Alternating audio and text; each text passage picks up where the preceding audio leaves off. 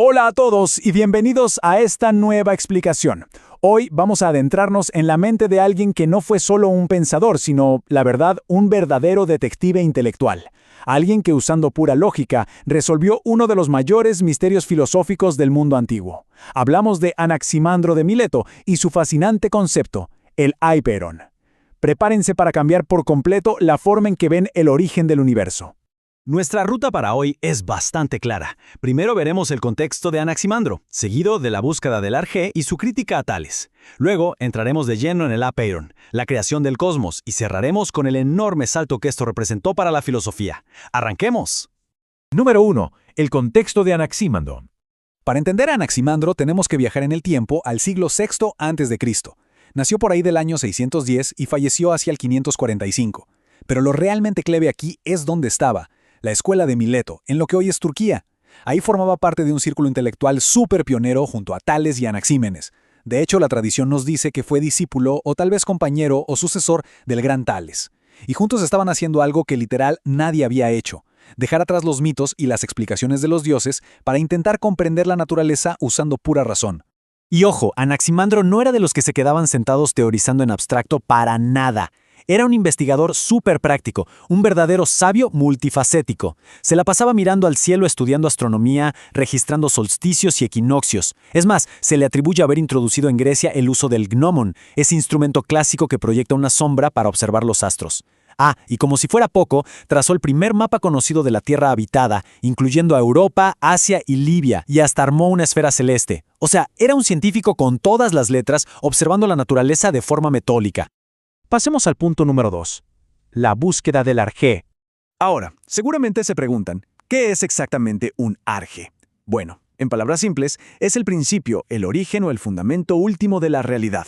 Es como esa materia primordial de la cual proceden absolutamente todas las cosas. Encontrar este Arjé era, básicamente, como buscar el código fuente del universo, la pieza esencial que explica cómo funciona todo. Y esta fue justo la pregunta obsesiva que inició Tales, y que Anaximandro decidió continuar a fondo. Como antecedente, su maestro, Tales de Mileto, ya había dado una respuesta súper famosa. Él propuso que el Arjé era el agua. Y bueno, en su momento, esto fue una locura, fue revolucionario, porque buscaba una causa material y natural ignorando la magia. Pero, y aquí es donde la cosa se pone interesante, Anaximandro tenía una agudeza tremenda. Él consideró que esta respuesta era insuficiente, intuyendo que esa gran teoría del agua escondía una falla lógica gigantesca. Esto nos lleva a la sección 3, la crítica a Tales. El punto clave para entender el universo en esta época es lo que llamamos la lucha de contrarios. Imaginen esto. Por un lado, tenemos el agua, que es fría y húmeda. Por el otro, está el fuego, que es caliente y seco. Para Anaximandro, la realidad entera es un campo de batalla de tensiones.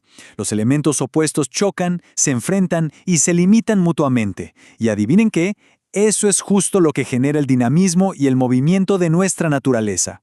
Entonces, teniendo en cuenta esa lucha, surge una pregunta que derrumba por completo la teoría de Tales. ¿Cómo puede un contrario originar a su opuesto? Pensemos lógicamente. Si absolutamente todo en el universo proviene del agua, bueno, el agua destruiría el fuego, ¿cierto? Lo apagaría por completo. Sería imposible explicar que exista el fuego si su origen absoluto fuera el agua. Simplemente, un elemento no puede generar a su contrario sin aniquilarlo en el proceso. Y esto saca a la luz un problema aún mayor, el problema de la finitud. A ver, todo elemento natural concreto, ya sea agua, aire o fuego, tiene límites, tienen un principio y un fin. Si el agua es finita y tuvo un principio, entonces tuvo que venir de algo que ya existía antes que ella. ¿Tiene sentido? Y si hay algo anterior, el agua ya no es el origen fundamental. Peor aún, si al ser finita el agua en algún momento se acaba, todo el universo se quedaría sin soporte y colapsaría. Así que la conclusión es contundente: ningún elemento natural limitado puede ser la base eterna de la realidad. Llegamos a la sección 4, el Hypeiron, lo indefinido. Aquí es donde entra la genialidad de nuestro pensador. Anaximandro propone el Hypeiron, que significa lo indefinido, lo ilimitado o lo que no tiene límites. Si desarmamos la palabra, a significa sin y peras es límite. Él dedujo que el origen verdadero de la naturaleza no podía ser agua, ni aire, ni tierra, ni fuego. Tenía que ser una realidad mucho más profunda, amplia y originaria que cualquier cosa física que podamos ver. Las características del apeiron son literalmente la respuesta perfecta a todos los problemas que tenía la teoría de Tales. Es infinito, es eterno y es indestructible. Pero lo más importante de todo, es indefinido, y no podemos percibirlo directamente con los sentidos.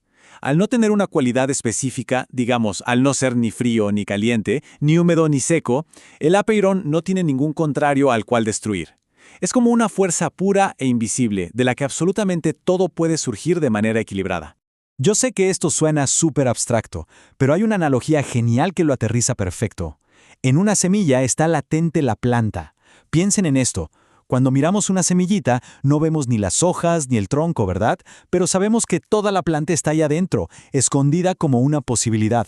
Bueno, exactamente de la misma manera, en el apeiron están contenidas de forma latente todas las posibilidades del universo. Todo surge del apeiron, pero el apeiron no es ninguna de esas cosas en sí. Una maravilla de concepto. Pasamos a la sección 5, la creación del cosmos. ¿Y cómo pasamos de este apeiron a nuestro universo? El proceso es totalmente natural y va por pasos. Nada de dioses moldeando el mundo. Primero está el apeiron, ilimitado. Segundo, se genera un movimiento eterno. Imaginen una especie de inmenso remolino cósmico.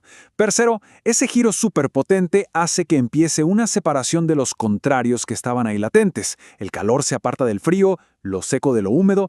Y cuarto, a partir de esa gran separación, ¡boom!, se forman finalmente los elementos materiales de nuestro cosmos. El sistema que plantea Anaximandro es tan elegante que hasta tiene su propio mecanismo de regulación, algo que llamó la justicia cósmica. Esto es básicamente mantener el equilibrio a través del conflicto y la compensación. Nuestro universo es súper dinámico. Por ejemplo, si el calor del verano domina por un tiempo, inevitablemente tiene que ceder y compensar para que llegue el frío del invierno. La vida nace, pero luego da paso a la muerte. Ningún elemento puede ser el rey absoluto y reinar para siempre. Al final, todo, absolutamente todo se equilibra.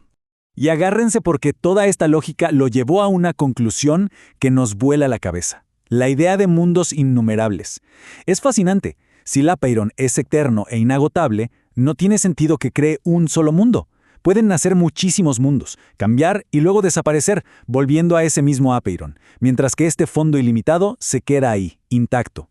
Los expertos todavía debaten si Anaximandro pensaba en mundos existiendo todos a la vez, de forma simultánea, o en una cadena infinita uno tras otro, pero la escala de esta visión, para alguien en el siglo VI a.C., es simplemente de otro nivel. Por último, llegamos a la sección 6. El salto de la filosofía. Al poner frente a frente estas dos visiones, entendemos por qué Anaximandro es tan crucial para el nacimiento de la filosofía. Tales, su maestro, buscó el origen en algo físico, algo que todos podemos ver y tocar, el agua. Pero el gran salto, la gran evolución, ocurre cuando Anaximandro eleva la pregunta a un nivel de abstracción muchísimo mayor. Usando pura deducción lógica, afirmó que el origen es un principio racional, invisible e indefinido. Literalmente llevó la mente humana más allá de lo evidente. Entonces, la gran lección de todo este análisis es que la filosofía, y bueno, la ciencia en general, avanza criticando racionalmente las respuestas del pasado. Anaximandro no se conformó con memorizar y repetir como un loro lo que decía su maestro. Él tomó esa idea, la analizó a fondo, encontró sus fallas y construyó algo muy superior. Así es como evoluciona el conocimiento humano, no destruyendo por destruir, sino corrigiendo con lógica para acercarnos un pasito más a la verdad. Para cerrar esta explicación, quiero dejarles una pregunta bastante provocadora. Si el verdadero origen de toda nuestra realidad es algo completamente invisible e ilimitado, ¿qué otros profundos misterios creen que esconde nuestro universo más allá de lo que nuestros ojos pueden captar? Ha sido un recorrido increíble por la genialidad de Mileto.